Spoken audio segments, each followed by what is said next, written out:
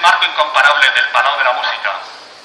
Decía Gabriel Celaya, la poesía es un arma cargada de futuro, inscrito en un billete de 100 euros. Toda la sangre del mundo fluye en fuentes. El crimen, el hurto, la sangre, el lujo. Mudo estertor en la miseria de la gente.